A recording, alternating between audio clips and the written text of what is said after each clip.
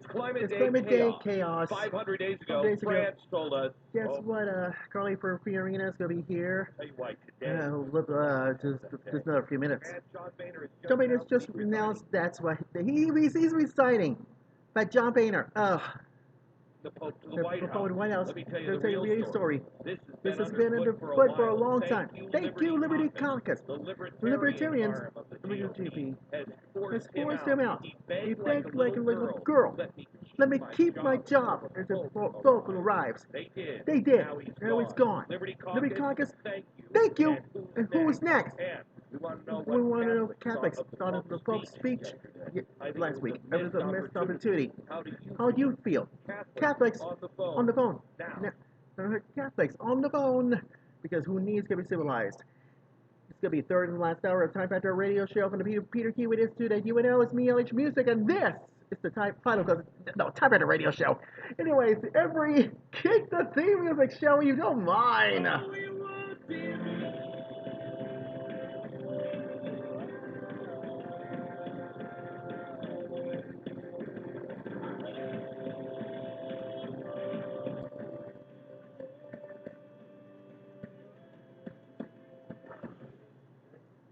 Somebody's gotta say it.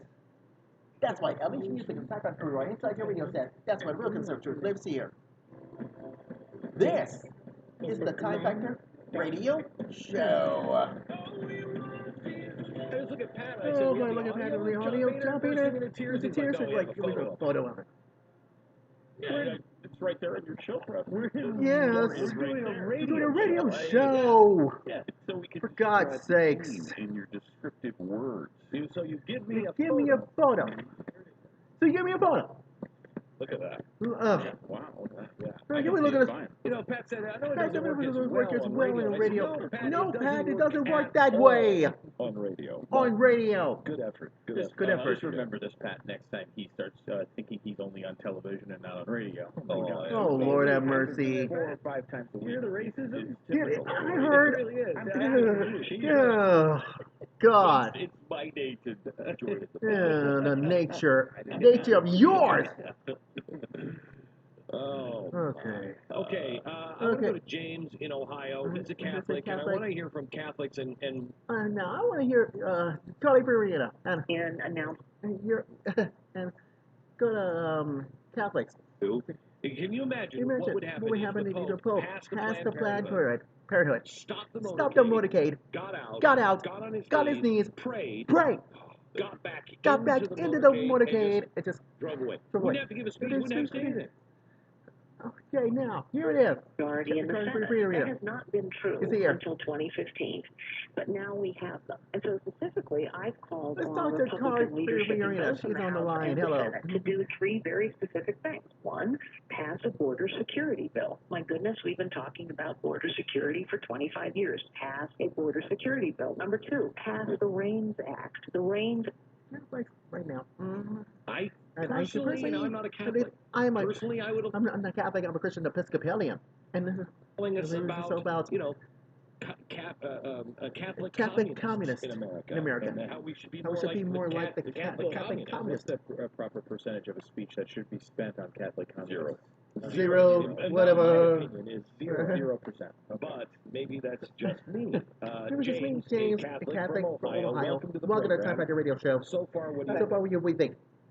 I'm not a traditionalist Catholic, so I follow the Pope, but I also would have liked to have heard other things mentioned, particularly, the mention of sin and the eternal life of the soul and things like that. I would have liked to have heard more along those lines. James, were you, when he was standing in the well of the Senate, did he say the things that you expected, or did he walk away and you were like, you know what, I didn't expect that, but that was great. He did more than I wished he would have. No, the former. I think I expected precisely that. Would you expect the Vicar of Christ to mention Christ? Yeah, because I would. He didn't mention. Yeah, he didn't mention it at all. At all. Mentioned God, but he He did. He did. But I mean, if you go back and Go you back listen and to listen it, I to mean, it. we went back and we played Mother Teresa's speech when she was standing right in front of Bill Clinton. Bill And she Clinton. did not She make did not make Bill Clinton comfortable at all when it came to abortion. And she was very clear, and she was using the word Christ and Jesus, and it was very uncomfortable. And I just, you know, the idea the whole idea of the the gospel message is a message, it's a message of revolutionaries. And it should It make should people, make people, especially in Washington, D.C., it should make people on both sides of the story very uncomfortable. And I didn't feel that. I feel that. You have 55 million. One thing, can I say something? Go ahead. Yeah. One thing about the Catholic faith that is, we're told or taught that's different is that it's about uniting people.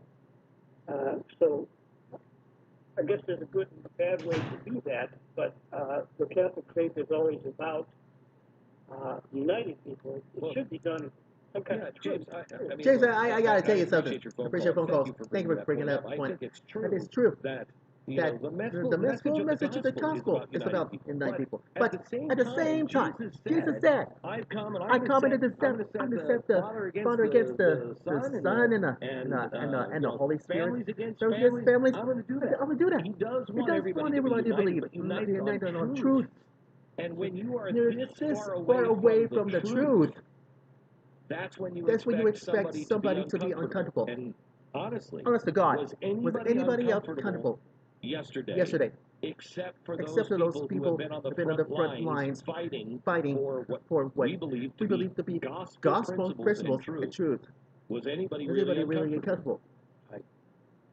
Not that I could tell, not that I could see. I mean, you know, you would expect abortion to be covered. I would have expected the killing of Christians in the Middle East.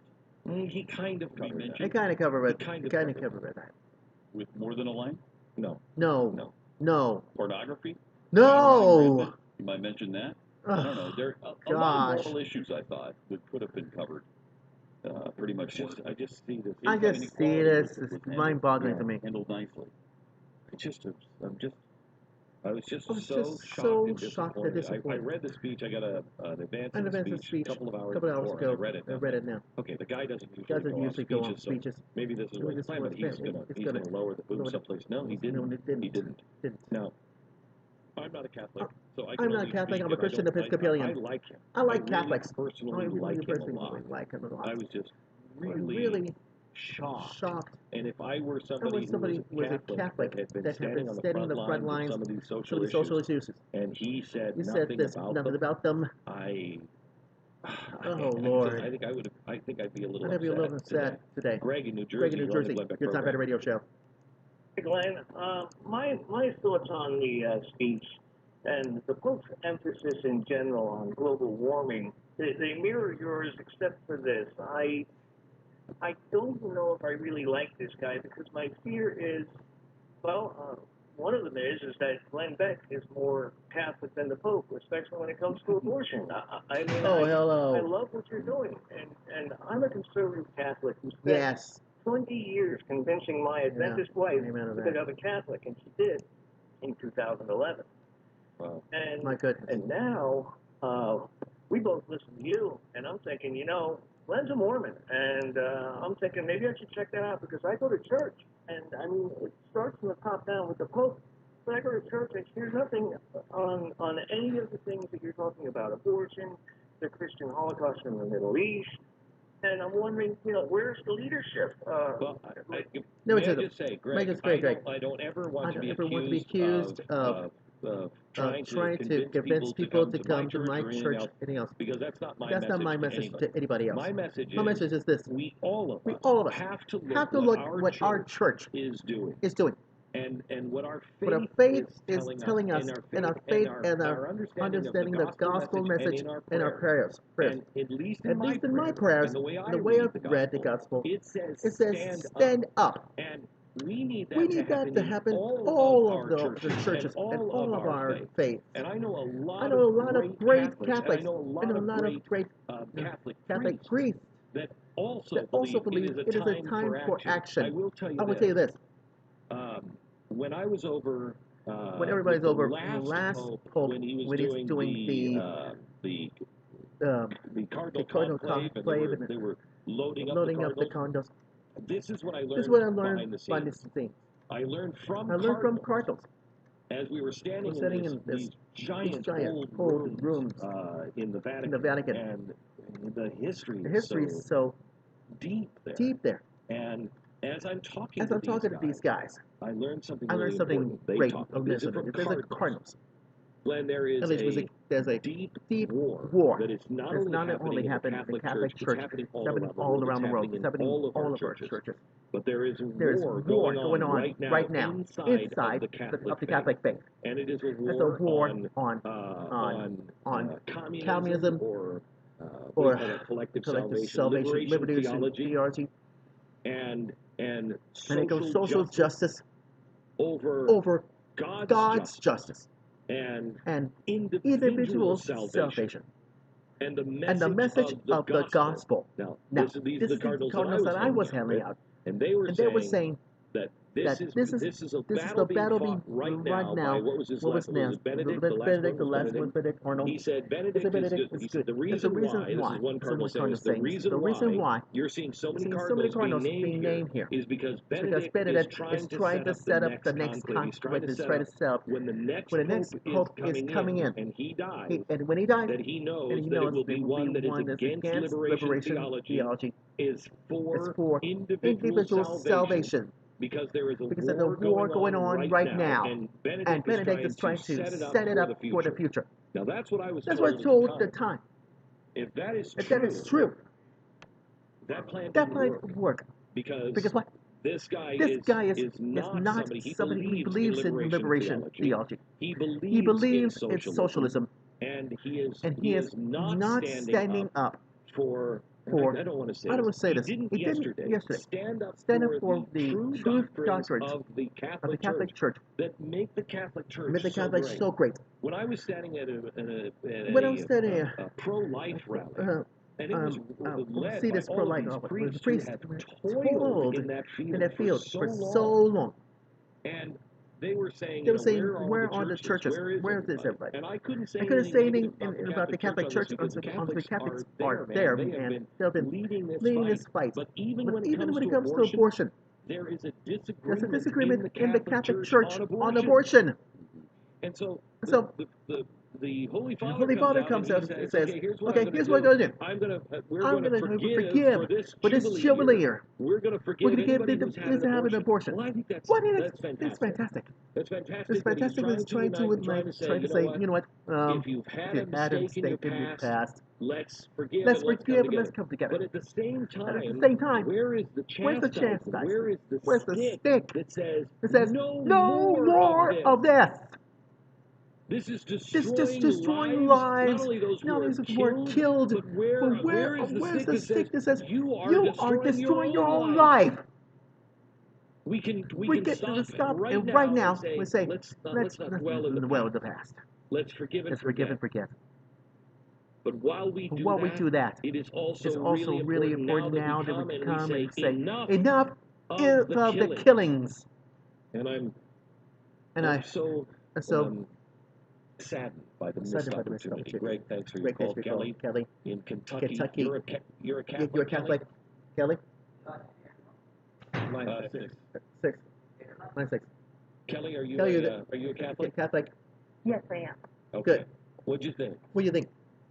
I was disappointed. I felt that such an opportunity was missed to address the abortion issue. We have young, innocent lives that are not only being murdered in the womb, but are being, pieced apart for sale. And it saddens me. It saddens me, and it's nothing short of evil. And, we had a perfect opportunity.